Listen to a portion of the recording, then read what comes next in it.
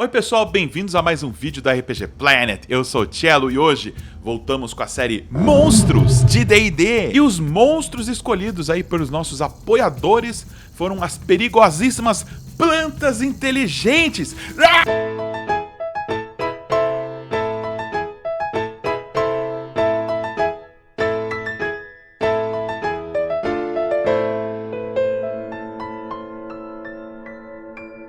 Pessoal, eu não quero falar mais nada, eu só quero te mostrar isso.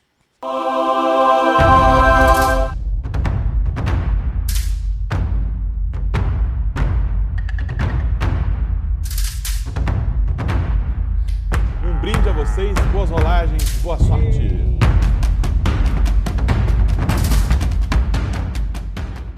Já gravamos a mesa comemorativa de 10 anos do RPG Planet e ficou maravilhoso, ficou lindo. E agora a gente vai começar o financiamento coletivo para ajudar a gente a bancar as despesas de edição. Para vocês terem ideia, foram 3 teras de arquivos de vídeo. E a gente ainda quer alavancar ainda mais a qualidade com a ajuda de vocês para financiar ilustrações adicionais, ilustrações animadas para retratar as cenas épicas dessa aventura. E para quem apoiar, a gente vai disponibilizar o sistema de regras do Reinos de Aventura, tanto em PDF quanto livro físico. Esse é o RPG de fantasia medieval aqui da casa que leva a aventura a outro patamar. A cidade, que chama Túria, fica em cima de um vasto complexo de masmorras. E essas masmorras vão ficando cada vez mais surreais conforme você desce os andares. O primeiro andar dela parece uma masmorra tradicional, né, com corredores escuros, paredes de pedra, mas conforme você vai descendo, você vai revelando praticamente outros planos de existência. Pode ter um lugar que é desértico, com um sol e com tempestade de areia.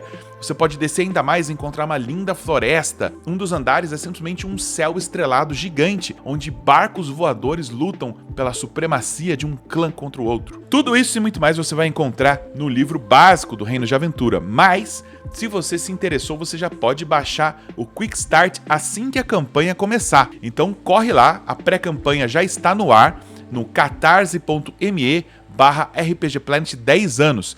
Não se esquece de clicar no botãozinho verde, avise-me do lançamento. E assim que a campanha for pro ar, você já pode baixar o Quick Start e escolher o seu apoio. E que venham mais 10, 20, 30, 40, 50 mil anos de RPG Planet. Muito bem, pessoal, então o assunto hoje, plantas inteligentes. Olha aí, bem no clima aí do final do Big Brother. Nossa, isso foi horrível. Eu fiquei surpreso que o pessoal escolheu, né, essa família de monstros planta aí, porque não é muito comum, eu não vejo tanto assim aparecendo nas mesas de jogo, mas eu gosto muito desse tipo de monstro, porque ele não é só uma criatura que você enfrenta, muitas vezes ele é uma armadilha ou um ataque sorrateiro, ninguém tá esperando que aconteça. E dá pra usar essas plantas de forma muito inteligente e criativa. O tipo mais comum de planta inteligente são as plantas despertas, porque existe uma magia de 5º círculo de transmutação chamado Despertar. Tá disponível tanto para druidas quanto para bardos. E essa magia permite que você dê consciência a uma planta comum ou um animal com inteligência até 3. É uma magia demorada, você fica 8 horas para conjurá-la e depois toca no alvo e esse alvo ganha inteligência 10. Ele aprende a falar e sabe um idioma. Você acha que tudo isso é coincidência, meu compadre? E também pode mover seus troncos, vinhas, raízes e tudo mais. Mas é um feitiço caro. Para você poder lançar o Despertar, você precisa ter uma ágata que custa 1000 peças de ouro. Depois que você toca no alvo, a pedra simplesmente desaparece. E dependendo da vegetação ali que o conjurador escolher, podem ter 2 variedades de plantas despertas. O arbusto desperto, quando é uma vegetação baixinha, pequenininha, ou a árvore desperta quando for maior. As fichas dessas 2 criaturas estão disponíveis no livro dos monstros, tanto da 5ª edição quanto da edição 5.5. E essa magia tem consequências éticas e morais questionáveis, né? Você está literalmente brincando de Deus, dando consciência do nada a um novo ser. Qual é o meu propósito? Me passa a manteiga. Ah, que droga. As perguntas que ficam é se você tem alguma responsabilidade agora. Vários dilemas morais podem surgir a partir dessa magia. Mas essa não é a única maneira de existirem plantas despertas. Às vezes, magia do plano das fadas pode invadir o plano material e contaminar algumas árvores na região próxima de um portal ou uma fonte de poder, e assim acabar passando inteligência mágica para a vegetação local, criando todo um bosque de criaturas inteligentes. Aliás, arrisco dizer que essa é a forma mais comum de acontecer o despertar de uma planta, porque não é todo mundo que tem uma ágata valendo 1000 peças de ouro no bolso por aí. E agora um outro tipo de planta inteligente é o treante, ou só ent, que é aquela árvore gigantesca antiga, com uma espécie de rosto rudimentar que aparece ali em seu tronco. Eles são os verdadeiros guardiões das florestas e dos bosques, seres bondosos que protegem a flora e a fauna. São exatamente as mesmas criaturas que foram apresentadas nas obras de J.R.R. Tolkien, né, O Senhor dos Anéis. E tem uma polêmica interessante a respeito do Ent. Em 1974, quando o D&D foi lançado, ainda de forma rudimentar naquela caixa branca, o Gary Gygax usou nomes de seres da saga do Senhor dos Anéis, sem medo de ser feliz. Então ele colocou hobbits na história, colocou os Ents, entre outras coisas. Mas, eventualmente, eles receberam uma cartinha dos detentores dos direitos autorais de Senhor dos Anéis, falando que não era legal eles estarem fazendo isso. E para evitar sofrerem algum tipo de processo legal, eles tiveram que mudar os nomes de todas as criaturas. Os hobbits viraram os halflings, ou hoje em dia pequeninos em português. O Balrog mudou o nome para Balor e os Ents mudaram de nome para Treants. Treants é um nome interessante, é uma brincadeira com tree, né? Tre de tree, e ants de giants, né? Como se fosse gigante e árvore junto. Mas em português, a tradução mais recente volta a chamar as criaturas simplesmente de ent. Entre as suas características, eles têm poderes mágicos. Eles podem despertar árvores no entorno deles para lutar caso eles necessitem de ajuda. Algumas delas podem criar frutinhas mágicas que podem curar pessoas feridas. E o treante já é uma árvore mais de respeito, né? Eles têm séculos de idade. Ninguém sabe exatamente a origem deles. Eles sempre estiveram nas grandes florestas. Talvez eles sejam animados por magia do plano das fadas, ou talvez criação de algum deus da floresta. O que se sabe é que eles são bondosos, mas eles têm a tolerância baixa por quem maltrata a floresta.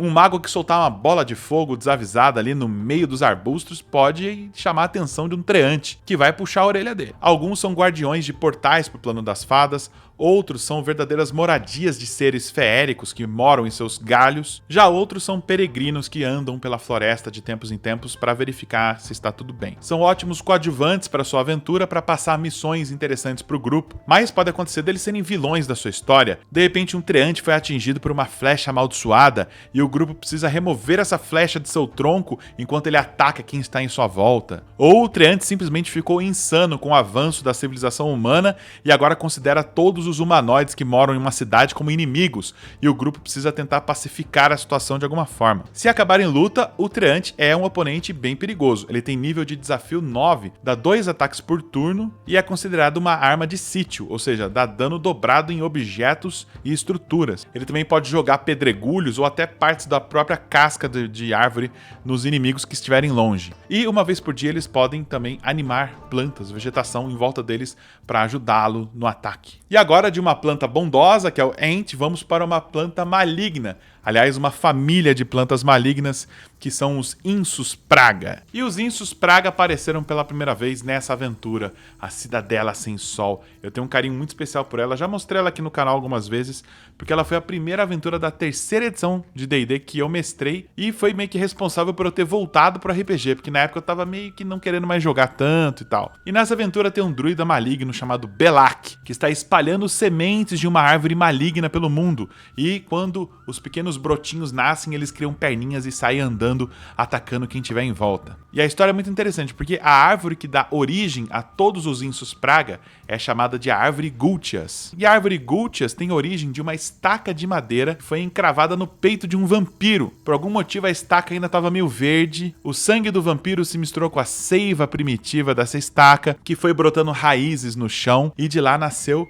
a árvore Gultias, que é basicamente uma árvore vampírica. O vampiro foi completamente destruído, mas a árvore começou a crescer, e essa árvore dava umas frutas esquisitas, eram parecidas com maçãs, mas quando elas estavam vermelhas, elas podiam curar aquela pessoa que comesse dela. Mas se elas ficassem brancas, comer da fruta fazia a pessoa morrer na hora. E cada fruta tinha 4 sementes. E para replicar os poderes dessa fruta, o Belak começou a plantar essas sementes e viu que, em vez de brotar uma nova árvore Gultias, dessas sementes nasceram pequenas criaturinhas de madeira que são os insus praga. Por causa da sua origem vampírica, são plantas que se alimentam de sangue. A árvore Gultias original é dessa aventura aqui, né? E, portanto, ela é parte do cenário de campanhas de Greyhawk. Mas outras árvores Gultias já apareceram em outras aventuras e outros cenários. Talvez sejam clones da árvore original, feitas através de enxertos. O que se sabe é que a região em volta de uma árvore Gultias se torna corrompida por sua presença. A vegetação em seu entorno perde sua folhagem, ficam todas as plantas secas e os animais começam a evitar o lugar, porque de lá vão nascer os insus praga. Então são inimigos perfeitos para você colocar naquela aventura em que há alguma corrupção afetando uma floresta e o grupo precisa investigar o que está acontecendo por lá. E existem vários tipos de insus praga. O mais básico é o ramo, que é basicamente um pequeno graveto bípede que espeta as suas vítimas com seus galhos afiados. Em seguida tem o espinheiro, que consegue atirar espinhos à distância, e depois tem os insus praga vinha, que tem uma aparência um pouco mais humana, mas totalmente feitos ali de cipós. Inclusive eles podem falar, mas eles têm uma inteligência muito baixa, então eles normalmente replicam comandos da árvore Gultias ou simplesmente repetem as últimas palavras de suas vítimas mais recentes, o que deixa eles mais sinistros ainda. Depois tem os insus praga árvore, são quando árvores já existentes são tomadas pela corrupção dos insus praga e se transformam em mais uma criatura dentro dessa colônia. E por último temos a árvore Gultias, que é como se fosse o centro de comando de toda essa corrupção vegetal que tá rolando. Eles todos têm uma consciência de colônia e acaba que pelas raízes eles se comunicam e recebem as ordens dessa árvore central, que é muito inteligente e que planeja com paciência a sua expansão pela floresta. A árvore Gultias pode ser um chefão de campanha, porque é realmente um monstro formidável com nível de desafio 16. E ela nunca tá sozinha, né? Sempre cercada dos seus insus praga atacando ao mesmo tempo. E ela tem características vampíricas, né? Ela consegue perfurar com seus galhos e drenar sangue de suas vítimas, fazendo ela recuperar seus pontos de vida perdidos. E ela encara qualquer tipo de ser vivo como ou um servo dela ou comida. Então não tem muito como negociar com ela, a não ser que você seja como Belak, um druida maligno que queira